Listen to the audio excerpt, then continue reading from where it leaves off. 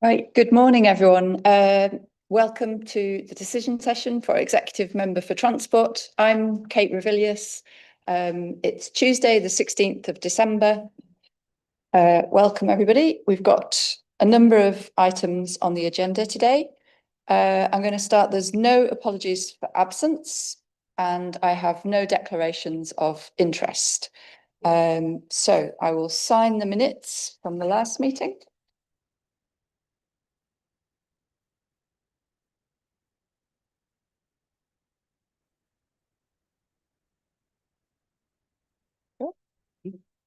And then we have 7 public speakers registered today. Each person will get 3 minutes. I'll invite you to come up and speak here at the microphone just here. And I'm happy to give you a 30-second reminder near the end if you need it. So I'll bring each person up in order. The first person I've got on the list is Councillor Taylor, but I believe he isn't here. He's not online or anything, is he? No. Okay, so we'll move on to Chris Walton. Would you like to come up? Yeah.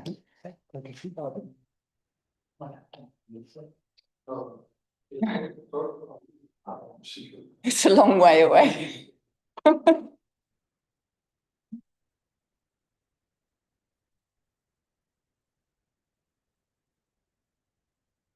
And I believe you're here to talk about item number 5, the Res Park scheme. Would you like a 30-second reminder, or are you happy with your 3 minutes? Hang on. Yeah. I have a tendency to stammer, so just Okay. Don't worry. Bear with me. There's no problem. Right. Just go when you're ready. Okay. I'm a local resident affected by the proposed extension of the R65 residents parking scheme and want to offer my full support. This is something some residents have been waiting for over 3 years, and it's good to finally be at this stage.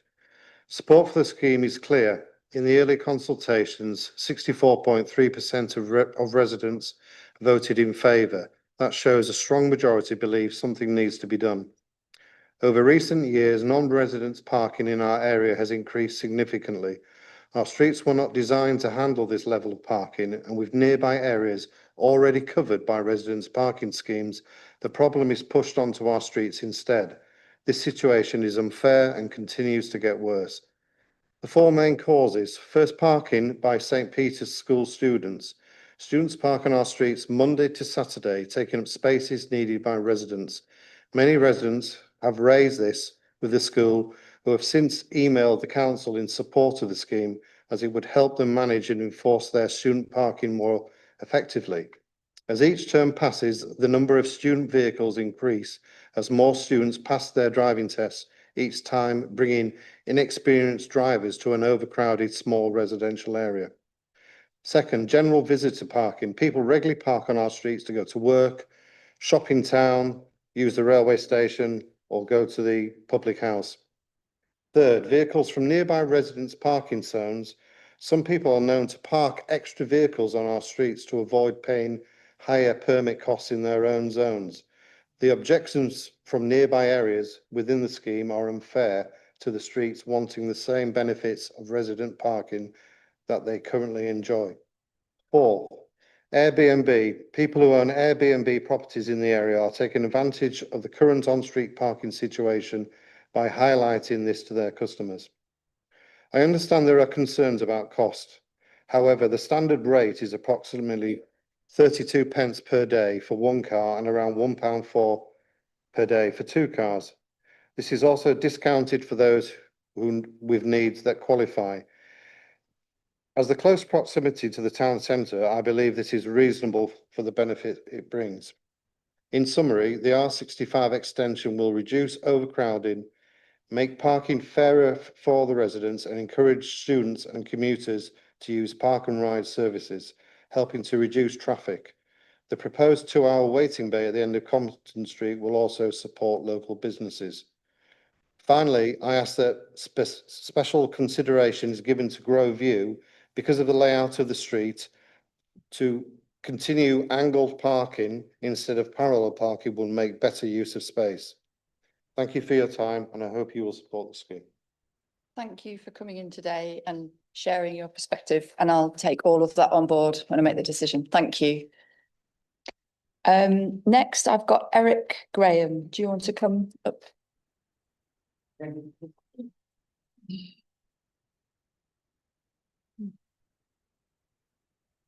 And would you like a 30-second reminder? Are you happy? Okay, just go when you're ready. It's just the one on technology. Mhm. Should go green when you. All right, thank you. Okay, so I'm Eric Graham. I live in Groveview. I'm against the scheme, as some of you will already know. We're all agreed that one of the main problems is the St. Peter's pupils, and that's a problem for those both for and against the scheme. But I think your decision was based on a false premise, because I've since discovered that the St. Peter's School has started a pupil bus service from various parts of the city. And none of the people asked to vote in these residential areas was aware of this when the vote was taken in May. So I think you need to have a new poll with a new vote.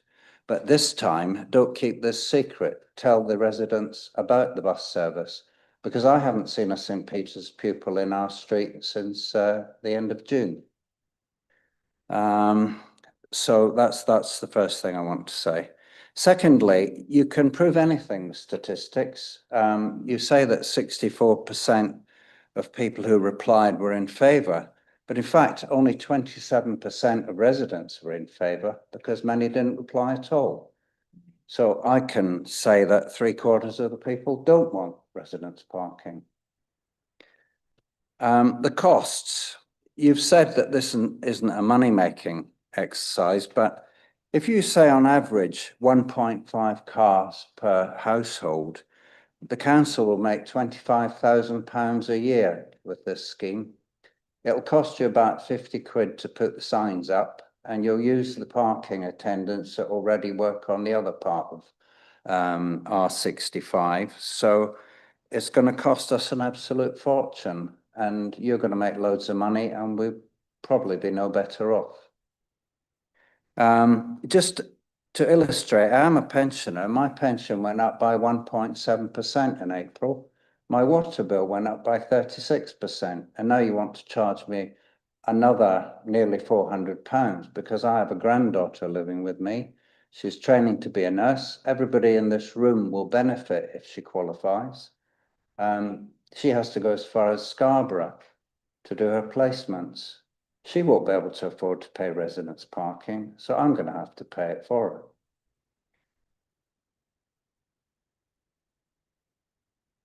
Why? I wonder why, since we knew this meeting was going to have to take place as far away as May, Anne-Marie told us in May that this decision meeting would take place, but we were given 7 days notice of it. Now, I'm suspicious that this was done on purpose. Why such a rush? Why an unseemly hurry? Excuse me. Why weren't we given more notice? I know there are several people in our street who would have loved to have come to this meeting, but they had no chance because they had to go to work or they had other appointments. This was deliberately done to stop people coming, in my view. 30 seconds.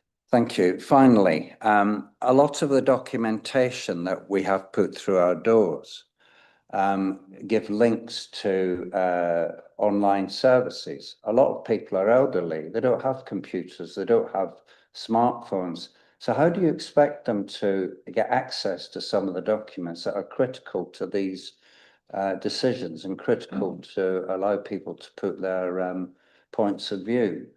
This is discrimination against older people, and you need to sort it out. Thank you. Thank you for coming in and raising all of those Press. points. And I will address those when we get to that decision. Thank you. Next, I have Andrew Squires. Would you like a 30-second reminder? Okay, just go when you're ready. So good morning and thank you for giving me the opportunity to talk at the meeting. My name's Andy Squires, and I'm here today as a resident of Roslyn Street, a small terrace street which, as you know, is a narrow dead-end road with no through access. Since moving into Roslyn Street back in 2017, I've seen a sharp increase in parking-related issues that are affecting residents' day-to-day lives. Cars belonging to residents having been damaged on several occasions, and in many cases, the drivers responsible have not left their details. This has created both financial and emotional stress for the people who live here. The most being last week, the most recent being last week. We've also seen inexperienced sixth form students using our street as a place to park during the school day. As the street is a narrow and ends in a dead end, many struggle to manoeuvre or reverse, which adds to congestion and raises the risk of further damage. In the past year, a couple of residents has had to reverse some of the students out the street who were stuck. In addition, the street has increasingly become an informal car park for visitors to York who use it for the proximity to the city centre. This means that residents often come home to find no available space anywhere near where they live. The situation has made parking unpredictable, frustrating, and at times unsafe. For a small street like ours, which was never designed for this volume and turnover of vehicles, the pressure has become unsustainable. I'd also like to highlight a recent change at the local pub, which is now renting out rooms as visitor accommodation. The pub is a thriving hub in our community and has very limited parking of its own. As a result, guests are increasingly parking along our street, adding even more demand to an already overcapacity area. As you probably know, the issues I'm describing are unique, and the City of York Council has previously recognised similar situations across the city. In past applications, such as new zones and expansions to other resident parking zones, the council has accepted that when non-resident parking begins to dominate, it undermines the ability of residents to park near their homes. These successful cases provide a clear precedent that resident parking controls are an effective and justified solution in these circumstances. This would help protect residents from vehicle damage, reduce congestion and emissions in the area, and ensure that the parking spaces on our streets are used primarily by the people who live there, thus promoting local transport to and from the city centre, which I know the council are trying to implement widely across the city. We believe this is a reasonable and necessary step to protect our community, and we hope you will support the implementation to extend R65 zone to include our street. Thank you. Thank you for coming in today, and I'll take all of that into consideration. Thank you.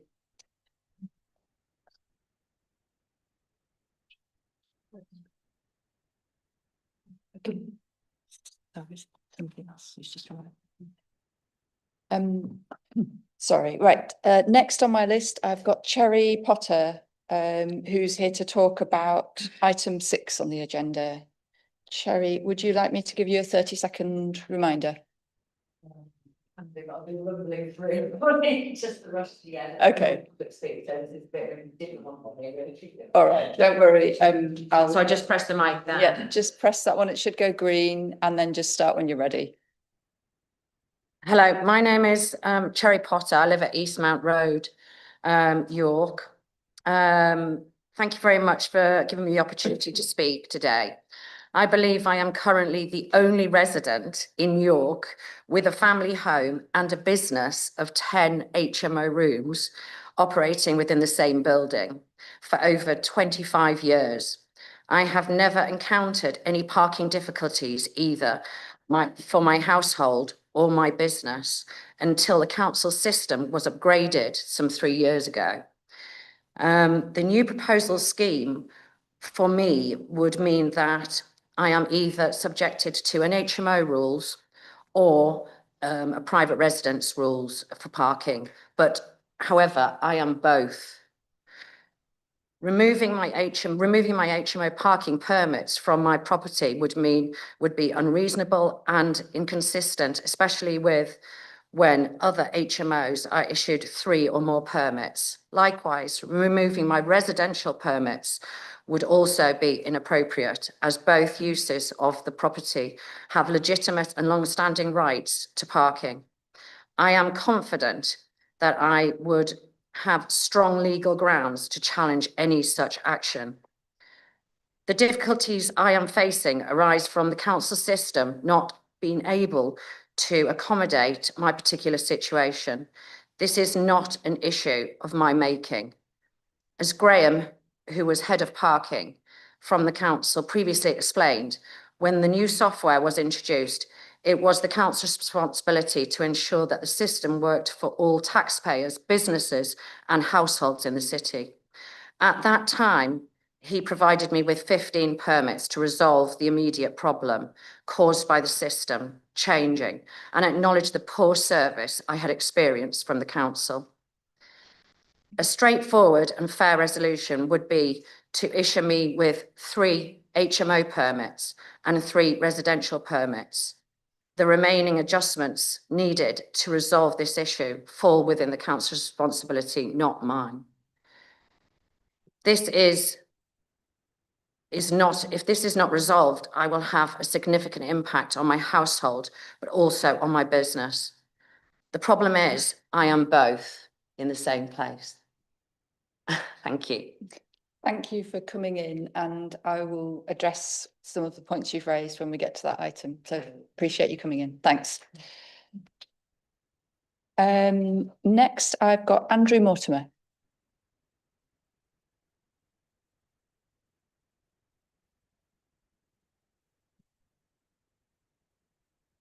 Would you like a 30-second reminder? I think I'll be okay, thanks. Okay. Thank you, Chair. There's 2 issues I'd like to talk about today. The first concerns the resurfacing of Hull Road. I appreciate the work that was done over the summer to resurface Hull Road from Town Hall Lane to Grimston Bar. The extensive patching has greatly improved this section. However, these repairs have also revealed how poor the adjacent stretch from Town Hall Lane towards Melrose Gate remains. About half of this area has been patched in recent years, and despite these efforts, the 2025 carriageway condition report still only rated the road as being fair, just above the lowest possible category. This must mean that some parts of it are now in a very terrible state. In fact, between Town Hall Lane and Lilac Avenue, and also around the junction with Milson Grove, the surface is breaking up and poses a real danger. Potholes require constant attention, and most of the original road surface has almost completely worn away. For cyclists, the situation is particularly dangerous. Hull Road is narrow in sections and heavily used by buses and goods vehicles servicing the supermarkets and industrial areas around James Street. It likely carries the highest proportion of heavy vehicles heading towards the city centre. Cyclists along this stretch have to contend with both the heavy traffic and poor road conditions, making each journey very risky. Pedestrians on the footpath are also affected. In wet weather, passing vehicles spray standing water from potholes and uneven surfaces onto the path. I understand the council's transport strategy aims to increase walking and cycling in the city. For those of us who rely on Hull Road, its current state is a strong deterrent to choosing these options. I urge you to make resurfacing this part of Hull Road a top priority when considering next year's highways maintenance plans. The second issue relates to 20-mile-an-hour zones. At your last meeting, you discussed introducing 20-mile-an-hour zones and mentioned working with areas that have requested them. In this context, I ask you to consider implementing 20-mile-an-hour zones on Millfield Lane and the section of Windmill Lane leading to the David Lloyd Sports Club.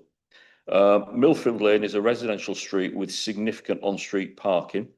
Cars often speed along it only to brake sharply when encountering oncoming traffic. Similarly, Windmill Lane has a sharp right-hand bend where vehicles frequently cross into the opposite lane at speed. Residents have even lost pets because of the high volume of speed of traffic using this road. Both of these areas would greatly benefit from 20-mile-an-hour speed limits, and I would ask that you consider including these in future proposals. Thank you. Thank you for coming in, and just to address a couple of your points because they won't come up on the agenda later. So with regards to the resurfacing, the Hull Road ward councillors have also raised with me the second section of Hull Road, and I myself have been down it and recognised that it's in a poor condition, and residents have also raised that with me. So we do recognise that. As you'll be well aware, there's a lot of the city with roads in poor condition. We know that it will take £100 million of investment to bring the roads up to the standard we would want them to be. We're putting in 10 million every year, 5 million of which comes from council funds. That's more than has ever been put in by any administration previously. So we are putting in a significant amount, but it's not going to be enough to bring all the roads we want to see up to standard. However, I am very aware of Hull Road. We are putting together the programme for next year. It's on my radar. So thanks for raising that. And 20 miles per hour, I am well aware of the problems on Millfield Lane and on Windmill Lane. I've cycled down both of those streets regularly and recognise what you're describing. I've also had residents contact me in particular about Millfield Lane. So again, they are on my radar, and a bit like with the highways, there's a lot of demand across the city, but thank you for raising that, and we're definitely considering all of those places where people are asking for it, so thank you. And then I've got Andy de Gorn next.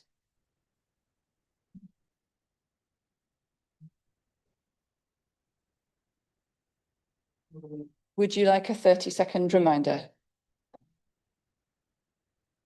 Just go. Okay, so this is general remit of the committee. I've got two issues on buses and active travel today. As we approach the final 16 months of this administration, it's very disappointing to reflect on the snail's pace council action on the crisis facing our bus services. In particular, despite the £17 million government funding for the service improvements secured 2 years ago, which were due for delivery by March 2025.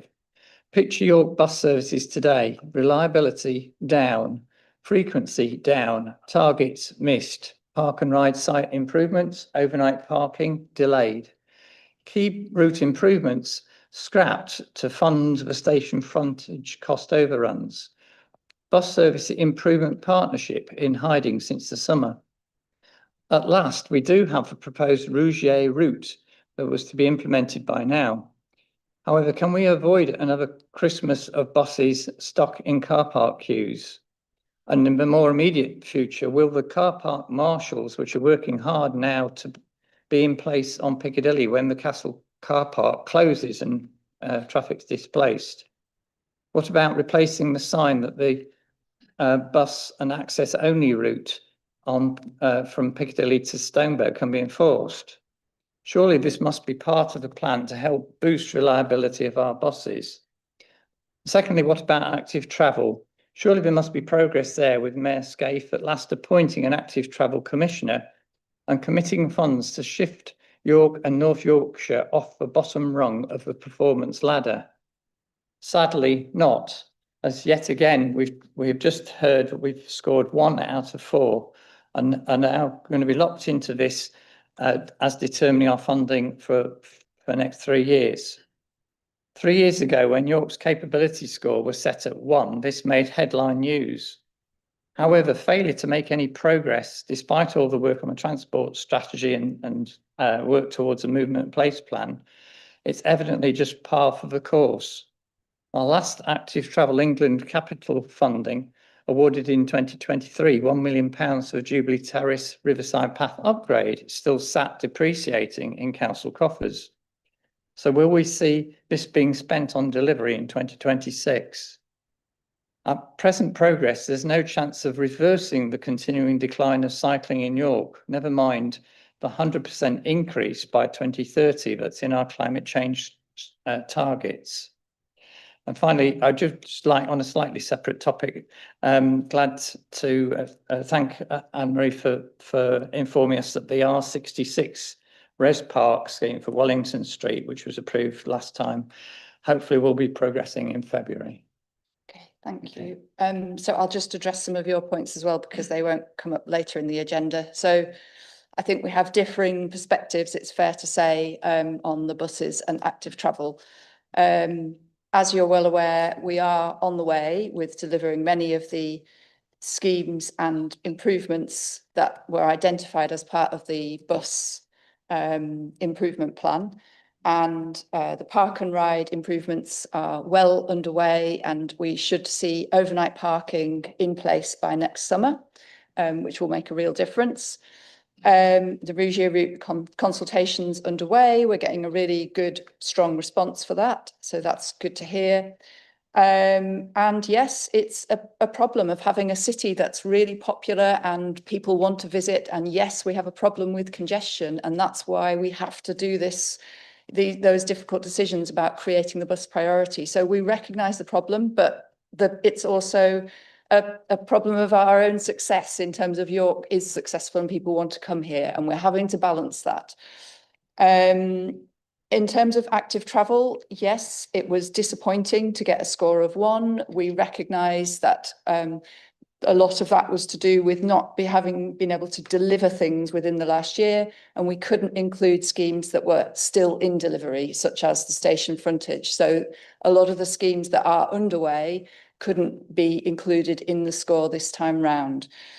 So we're sort of hopeful that next year we will see that improvement. We'll start to see many more of those schemes come forward that really benefit active travel. Riverside Path is underway. We're having to deal with collapse of the riverbank at the same time. So a lot of the problems with some of the schemes that we've started on have been due to decades of neglect of the city's infrastructure, and we're needing to deal with that neglect before we can actually get on with delivering the schemes. So that's what's happening with the Riverside Path. And interestingly, I had a thorough look at the data of cycling yesterday.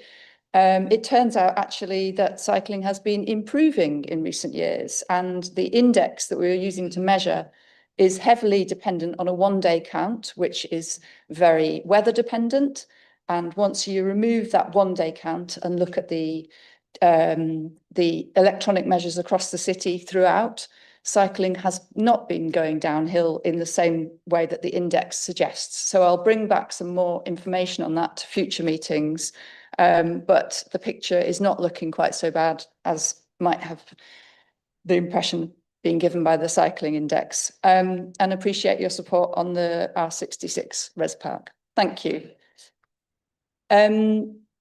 I understand we've got one additional person who didn't register to speak but would like to speak. Do you want to come and join us?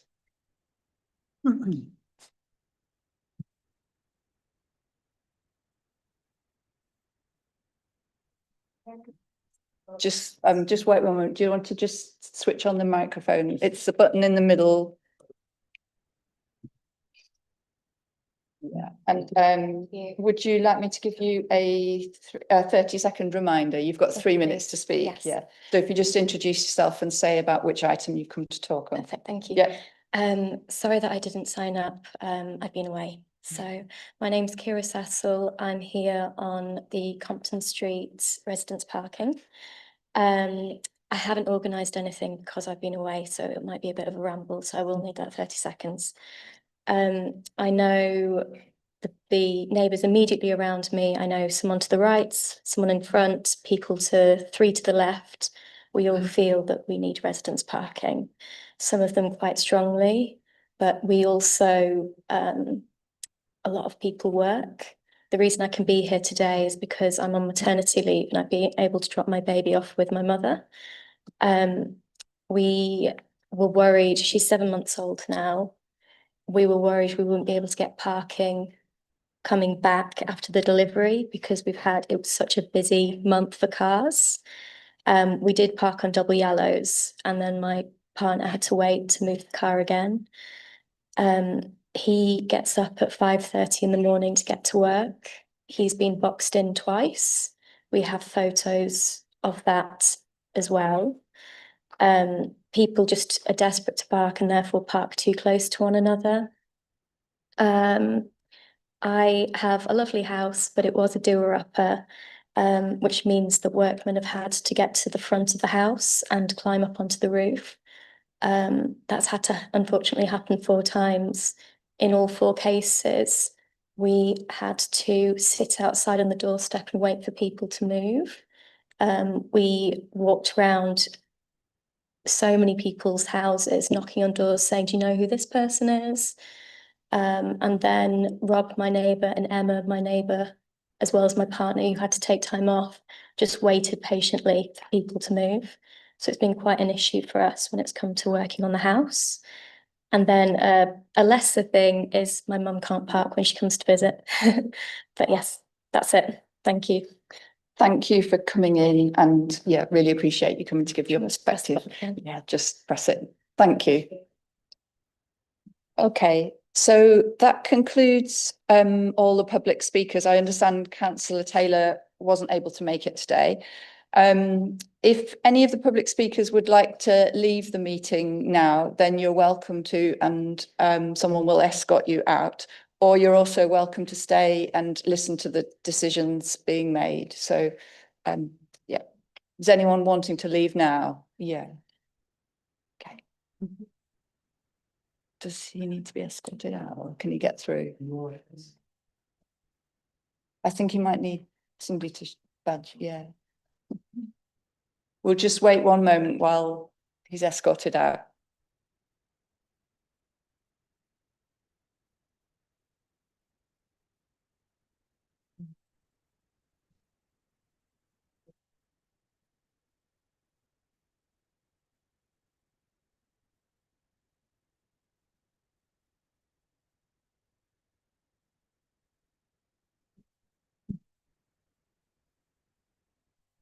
Thank you. Okay, so let's move on to item number 5. Okay, could everybody keep the volume down, please? So item number 5 is the review of the statutory consultation for, oh, I've got it the other way around on my agenda. Oh, it should be the other way around. Sorry, right, yes. The first item is the R65. Right, yep. Right, item number 5 is residence parking extension to R65 Clifton Dale. Anne-Marie, are you introducing that one? Okay, lovely, go for it. The report is to consider the representations received to the statutory consultation for the advertised extension of R65, which includes Compton Street, Roslyn Street and Grove View. During the initial informal consultation, the majority of residents were in favour of restrictions being implemented. As such, an officer decision was made to progress the proposals onto statutory advertisement and consultation. We hand-delivered documents at each stage to all the properties in the extended boundary, outlining the proposed scheme, which was advertised as an entry zone. So anybody within the zone would be required to purchase a permit, whether that is in the alleyway or on the carriageways, with a single marked bay on Compton Street, restricting parking for 2 hours to accommodate the local businesses. During the statutory consultation, we received 5 representations against the restrictions and 6 responses in favour. After taking them into consideration, the officer recommendation is to implement the extended residence parking scheme as advertised, which would be 24 hours a day, 7 days a week, as an extension of R65. Okay, thank you. Gary, do you have anything you want to add? Yeah, just add some comments. I mean, this is a statutory process, so there's no predetermination from the officer's perspective. We can't take into account those people that haven't responded, because there's no response in that respect. There is a high number of people that have supported this. Just in terms of the documentation is hand-delivered, we have received written notification. There's no discrimination here, as in people can send in written representation. They can come into the office. My team will support them. So there is a full array of ways in which we can engage with individuals during the process, and we do. Thank you. Okay, thank you. So, yeah, I'd like to say that I've read all the representations, both those in support and objection. And I'd like to thank those people who've come in today. I really appreciate you making the effort and coming to share your perspective. I absolutely note the problems identified by those people who are in support, that the area is regularly used by parking for commuters, holidaymakers, contractors, school, hospital, and that there's a difficulty in finding a space to park near to your own home, and that there's a problem of enabling workmen or visitors or, you know, the necessary things that you need to do around your home. I can, out of some of the concerns that were raised, as Gary has said, there are arrangements in place for anyone who needs to have a carer visit their home, for example, or if you are a blue badge holder, then there is a reduced rate for a res park permit and ability to arrange for any care needs or other needs that you may have for parking. There, for businesses, there is the 2-hour parking bay that's been provided as well to make sure that there's a parking amenity for those local businesses. To address some of the concerns raised by Mr. Graham, as Gary has said, those residents who didn't respond, we don't know what they think. I can't assume whether they're in favour or not in favour. They didn't respond, so I don't know. So I can't really make any assumptions from that. In terms of this being used as a revenue raiser, absolutely, Res Park is not used in that way. We use the Res Park to fund parking enforcement teams. And as we add more Res Park areas to the city, then we increase the size of our parking enforcement team because we need to enforce larger areas. And I'm really committed to making sure that we don't use Res Park as a tool to raise revenue. And then some of the other points. Yeah, absolutely. In terms of the democracy around the decision, it is standard practice that we give 7 days notice of a decision for all decisions that we make, and that we publish those meetings online. That is how the council decisions are carried out, and we put them on a forward plan in advance of that, so there is some notification that it's coming forward. And we're always happy to engage with people if they, I regularly have residents emailing me to ask when a decision is going to be coming to a meeting. So we are as open as possible around decisions and welcome people coming in to speak about them. And yes, there was, you raised some points around St. Peter's and people not knowing about the new arrangement with the bus service. That is one factor, but as we've heard from many residents today, it's not simply St. Peter's that's causing the issues in the area. There are many factors that seem to be causing parking issues. And with St. Peter's, we have no influence over whether they continue that bus service or not. So I think that's just one factor. It wouldn't be something that I would want to then consider reconsulting everyone again because of that one change. And I think you also raised about parking in one of the alleyways. As Anne-Marie said, that wouldn't be possible in this case. It's different to the situation in the Groves, because in this case, the alleyway is included in the Res Park zone. So you would still have to have a permit to park in there. We do everything we can to make sure that no one is digitally excluded. So although we prefer people to apply for their permits digitally and online, we have a system where people can come and get paper permits and come in and collect paper visitor permits and be assisted with getting their account set up. So there is that option for anyone who is unable to use the digital application.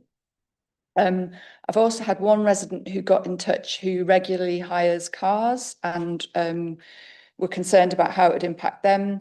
We do have a system in place where you can still buy an ordinary residence parking permit and you can change the number plate of the car that you're hiring so that you can still use hire cars and have a standard res park permit and not be financially impacted any differently to any other resident.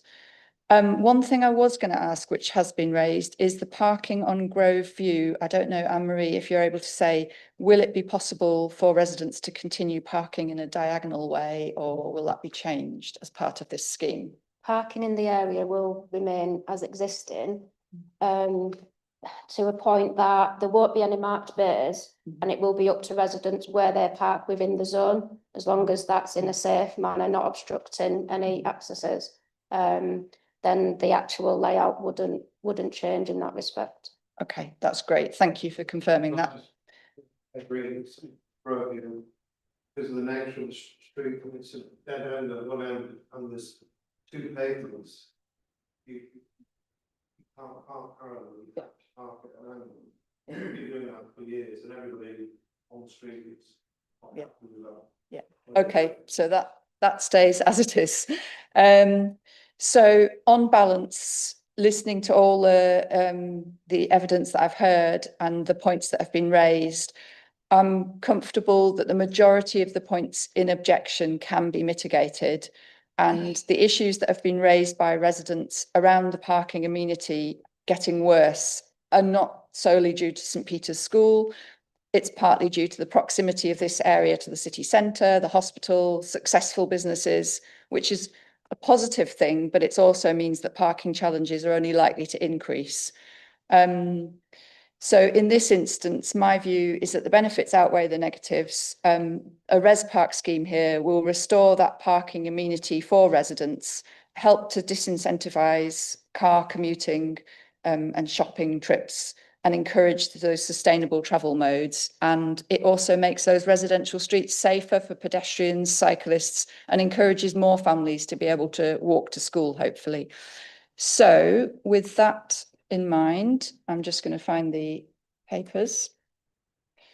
I am going to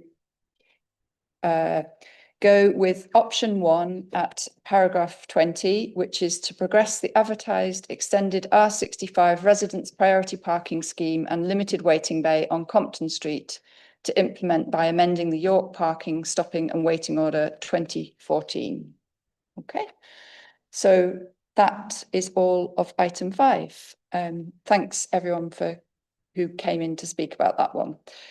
I'll now move on to item 6, which is the review of the statutory consultation for the removal of house of multiple occupancy parking permits. Darren, is that you? Yeah, quite a catchy title, isn't it? Yes. The report reviews the representations received from the statutory consultation for the removal of the permits in the red park scheme. In July 2022, the council's housing team received approval to change how they license HMOs, which meant that any property occupied by 3 or more people from more than one household required a license. The change led to more properties requiring to be licensed as HMO, and the council housing team currently process that change. The increase of HMO properties across the city meant that as a parking service team, we were getting more requests for HMO permits. HMO permits can only park in certain marked bays, which was causing an issue for those residents that were then getting the additional permits, not having an availability to park. And there was also some properties that did previously have household permits, had to move to HMO permits, but in the zone they were in, a HMO permit was not eligible to be applied for, so then they lost their permit. So as the parking team, working with the parking team, we looked at options to what to do. The proposal was to remove the HMO permit and move everyone to a household permit. This was obviously going to have a negative effect on some people with price increase of the second and third permit, although the first permit will be significantly cheaper. The figures show that there'll be 5 residents that will have to pay the most expensive cost for a third permit, and there'll be 1 resident that loses their permit if the decision is approved. the representations we've received today is from one resident about how they have a household and a HMO attached in one property. It would affect them by the fact that they would only be eligible to get 3 permits as household because the property is counted as one residence. The only way that changed is if they changed their residence to make sure they had a household as separate and the HMO property is separate. So it was say an A and a B in the property, and then they could get 2 lots of 3 household permits. The system won't allow us to register one property twice, in effect. We also received representation yesterday, written representation that was included in the pack. I must apologise because that was misfiled when they originally submitted their representation, so I wasn't aware and it wasn't included in the report. That resident was objecting on the basis of cost. As we currently stand, that property only has 1 HMO permit registered to it, so that resident would actually find a decrease in their costs over the year for the permit. The recommendation in the report is to approve an amendment to the TRO to remove the multiple occupancy permit and discounted multiple occupancy permit from the available permits within the Res Park scheme. Thank you. Gary, do you want to add anything? Nothing further to add, thank you. Okay, thank you. So, yeah, this decision is being brought forward to ensure that our Res Park traffic regulation aligns with the national regulations around HMOs and our HMO licensing policy. I'd like first of all to acknowledge all the representations that have been received, including those that were received later. I have looked at all of them and taken all of those into account. I'd also like to acknowledge some concerns raised by Guildhall Councillor Merritt around the impact on those HMOs where there are 3 vehicles and where there will be a price impact for them. So I'm aware that there are some financial impacts. For many, the cost of a permit will actually be cheaper because the first permit is the cost of a residential permit rather than the current system of an HMO permit, which was more expensive. So for the majority of HMOs, there is the first permit will become cheaper.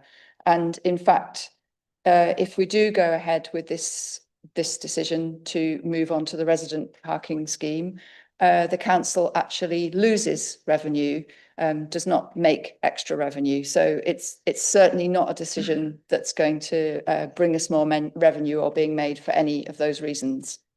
However, for HMOs where there are multi-car households, then the permit cost does increase for the second, third permit holders. And because household permits are only allowed to have up to 3 permits, any HMOs with more than 3, of which there are 2 HMOs in that situation, then there is a problem of not being able to have as many cars as they currently do.